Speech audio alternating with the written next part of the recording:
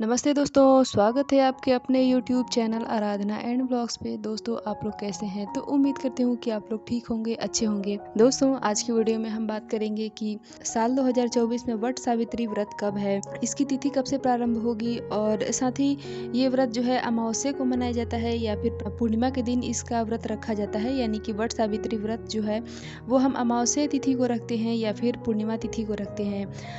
अगला महत्वपूर्ण सवाल है कि क्या हम पहली बार इस व्रत को उठा सकते हैं? तो इसका भी जवाब हम आज इस वीडियो में जानेंगे। और साथ ही क्या हमें मायके जाके ही इस व्रत को उठाना चाहिए या फिर ससुराल से उठाना चाहिए या फिर कोई भेद नहीं है? तो इन सब के बारे में हम आज इस वीडियो में जानेंगे। तो चलिए दोस्तों वीडियो को शुरू करते हैं और जान लेते हैं एक एक करके सारी बातों को।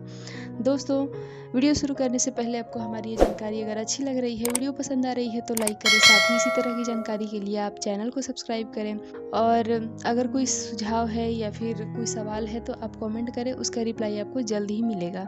वट सावित्री व्रत, दोस्तों नाम से ही समझ में आ जा रहा है, वट यानी कि जो बरगद का पेड़ होता है उसी को हम वट वृक्ष भी कहते हैं। तो दोस्तों वट सावित्री व्रत में हम बरगद की पेड़ की पूजा करते हैं और साथ ही फेरी लगाते हैं। जैसे हम सोमवती अमावस्या में लगाते हैं फेरी, उसी तरह से वट सावित्री व्रत में भी हम लगाते हैं दोस्तों। लेकिन यहाँ पे सोमवती अमावस्या में हम जो है पीपल के पेड़ की फेरी लगाते हैं, उनकी पीपल में ही जो है पूजा पाठ करते हैं। लेकिन वट सावित्री व्रत में हम बरगद का पेड़ यानी कि वट पेड़ की पूजा हम करते हैं।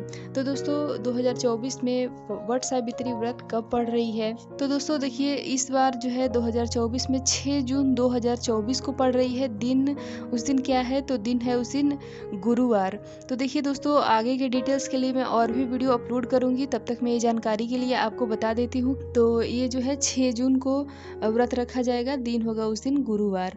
अब अगला है कि ये व्रत जो है अमावस्या तिथि को रखा जाता है या फिर पूर्णिमा तिथि को। तो देखिए दोस्तों वट सावित्री का जो व्रत है वो ज्येष्ठ मास की यानी कि जेठ मास की कृष्ण पक्ष की अमावस्या तिथि को वट सावित्री की जो व्रत है वो रखा जाता है। दोस्तों अमावस्या तिथि को बहुत सारे लोग जो है वो पूर्णिमा तिथि को भी रखते हैं, लेकिन सही जो तिथि होती है वो अमावस्या तिथि की ही दिन रखी जाती है, क्योंकि सोमवती अमावस्या भी अमावस्या तिथि को ही रखी जाती है। तो इसलिए वट सावित्री व्रत भी हम अमावस्या तिथि को ही रखते हैं।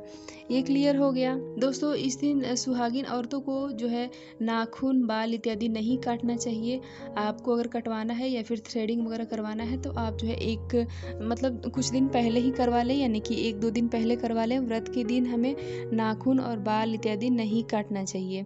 तो ये हो गया दोस्तों। इसमें जो है वट वृक्ष की पूजा की जाती है दोस्तों। जैसे सोमवती अमावस्या में हम पीपल पेड़ की पूजा करते हैं तो हम वहाँ पे जाके करते हैं, यानी कि पीपल पेड़ के पास जाके करते हैं। लेकिन वट वृक्ष की जो पूजा होती है वो अगर आपको कहीं पे पेड़ या फिर उस तरह की सुविधा नहीं मिल पाती है कि हमें जाके करने के लिए, तो आप जो उसका टहनी तोड़ के लाके और आप घर में भी पूजा कर सकते हैं, फेरी लगा सकते हैं। लेकिन सोमवती अमावस्या में ऐसा कुछ भी नहीं होता है। हम पेड़ मतलब पीपल पेड़ की पूजा करते हैं वहाँ पे जाके, लेकिन वट वृक्ष की पूजा जो है आप घर में भी उसकी टहनी लाके कर सकते हैं। वट सावित्री व्रत में जो है पंखा विशेष रूप से चढ़ाया जाता है जो हाथ से बनाया जाता है। आप चाहें तो बांस का पंखा अति शुभ होता है, आपको मिले तो आप ज़रूर खरीदें और उसका उपयोग करें, उसका प्रयोग करें पूजा पाठ में। साथ ही दोस्तों आप ताड़ का पंखा भी आपने देखा होगा बाज़ारों में बिकते हुए, या फिर गाँव में तो लोग हाथ से भी बना लेते हैं।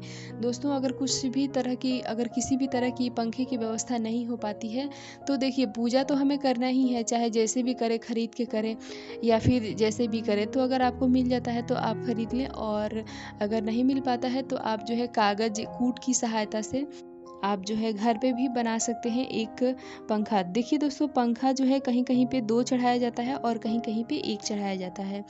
तो ये अपने अपने घर का नियम होता है। 2 इसलिए हम चढ़ाते हैं कि एक जो है क्योंकि हम उस दिन दान भी करते हैं तो हम साथ में पंखे का भी दान कर देते हैं, और एक पंखा हम मतलब खुद के लिए रख लेते हैं और एक पंखे का हम पंडित जी को दान कर देते हैं। तो देख लीजिएगा आप अपने घर के नियम के अनुसार आपके घर में जैसे भी होता होगा आप उसी तरह से करेंगे, ठीक है। अब हम देख लेते हैं कि ये व्रत हम पहली बार उठा सकते हैं या फिर नहीं उठा सकते हैं। तो जी हाँ दोस्तों, आप पहली बार वट सावित्री व्रत जो है आप उठा सकते हैं, या इस बार कोई भी अधिक मास या फिर मतलब किसी भी तरह का कोई भी समस्या नहीं है, आप पहली बार उठाना चाहते हैं तो वट सावित्री व्रत जो है 2024 में आप उठा सकते हैं।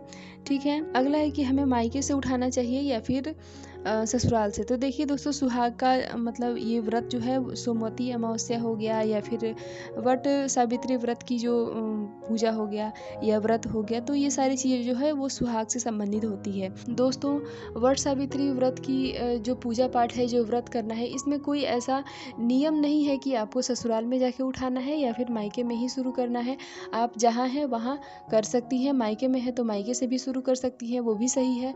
और अगर आप ससुराल में हैं तो आप ससुराल में भी शुरू कर सकती हैं, कोई भी परेशानी नहीं होती है। लेकिन आप जो है एक बार अपने घर के बड़े जो भी हैं, सास हैं, तो उनसे आप ज़रूर पूछें, क्योंकि बहुत जगह का ये नियम होता है कि हमें मायके से ही उठाना है या फिर ससुराल से। तो दोस्तों, इसलिए मैं ये वीडियो आपको पहले बना के दे दी।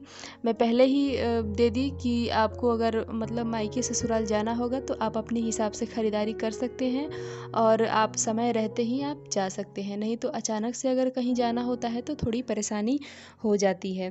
तो ये क्लियर हो गया। दोस्तों, आगे की पूजा विधि और बहुत सारी जो सामग्री होती है, क्या क्या हमें खरीदना चाहिए, किस तरह से पूजा पाठ करना चाहिए, तो उसका वीडियो भी मैं आप लोगों को ज़रूर दूंगी। फ़िलहाल में ये वीडियो यहीं तक का है। उम्मीद है कि जानकारी आपको अच्छी लगी होगी। वीडियो पसंद आए तो लाइक करें। मिलती हूँ इसी तरह के एक और वीडियो के साथ, तब तक के लिए बाय।